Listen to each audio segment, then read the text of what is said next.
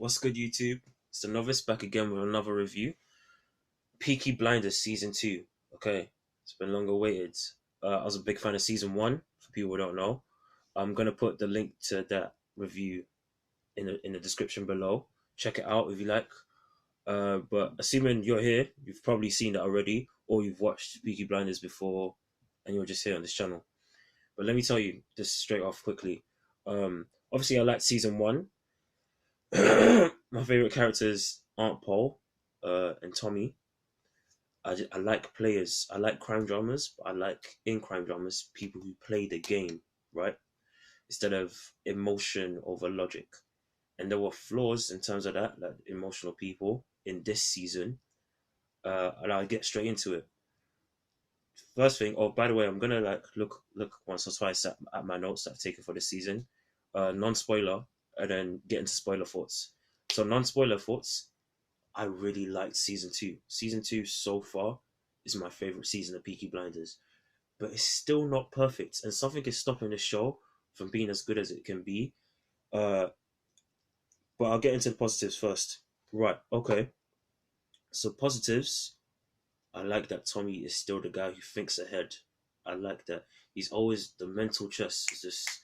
It's fire. Just when you think he's down, and then he has a scene where he's talking to a certain character, um, Aunt Paul, Arthur, someone else, Johnny, some other new characters, and you just see him.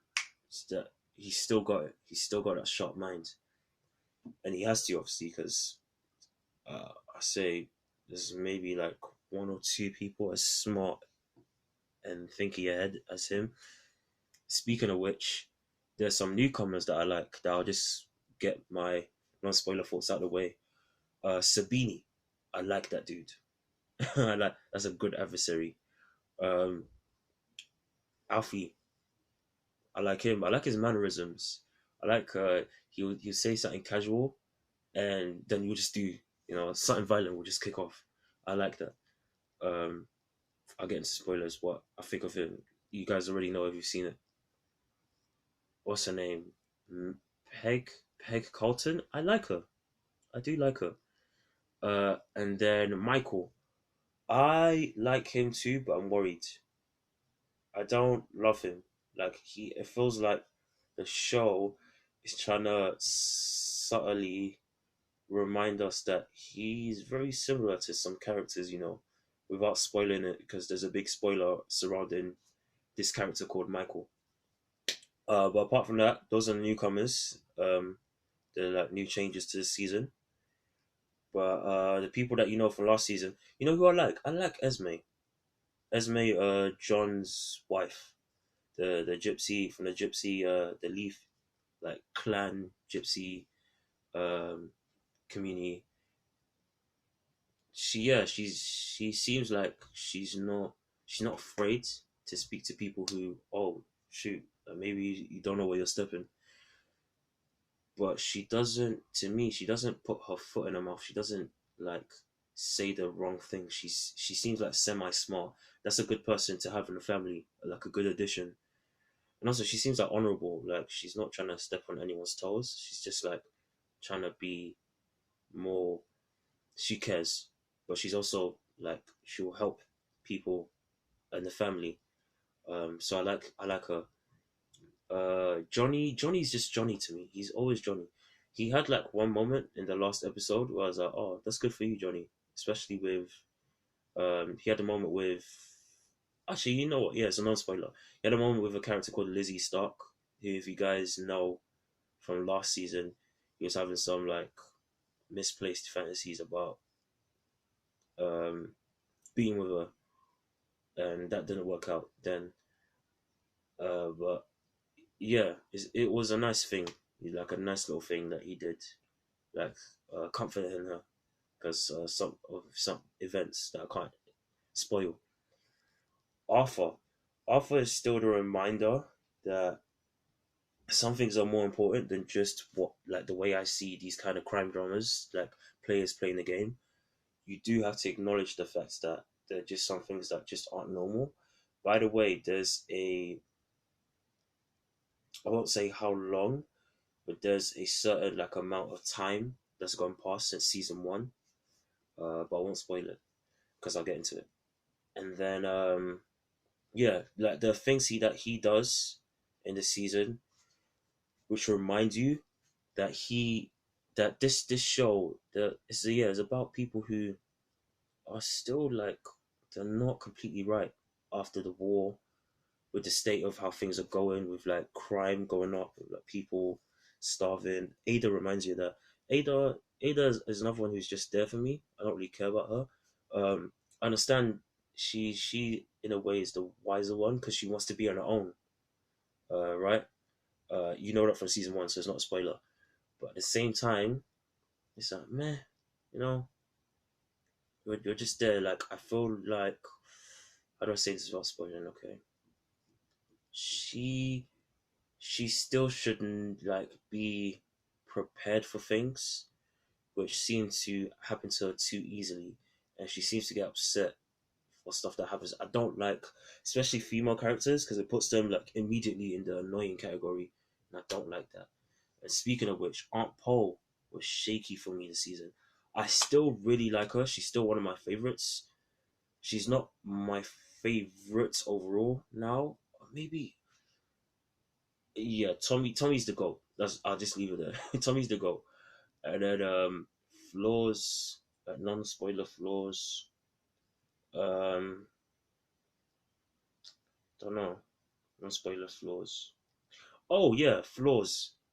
Um I don't understand how the passage of time works at all. That's one of the things stopping the show from being as good as it could be. The passage of time when people travel to places makes no sense. It's like Game of Thrones season seven bad, if you've seen that. So yeah, that really holds back the show from being as good as it could be. And also plot armor.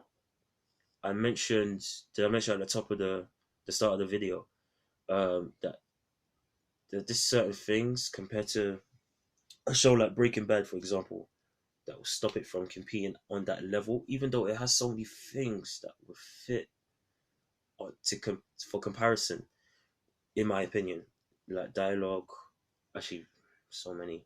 It has certain things that make it compete for that level. Um, but I'll give an example. There are things that happen in the season where, compared to something like the arc of Gus Fring in season four Breaking Bad, right, where he's having this like mental chess and Walt's trying to figure out how do I get this guy's a problem for me? How do I get rid of him? How do I overcome this problem? You really they explain. I've watched like back behind the scene videos where the creator and one of the head writers explains they really want to make sure that they're not going to be one of those writers, one of those shows, one of those stories where something conveniently happens. Oh, I'm about to shoot you. Oh, the wind blows. Oh, oh now let me wrestle for the gun with the guy I thought was going to kill me, and then I shoot you in the face. They really want to make sure when it comes to a show like Breaking Bad that stuff like that doesn't happen, and that was one of the big motivations behind season four Breaking Bad. Whereas compared to again, it's 5 seasons. I know that, but compared to this season and I guess a little bit, there's something happens with Tommy.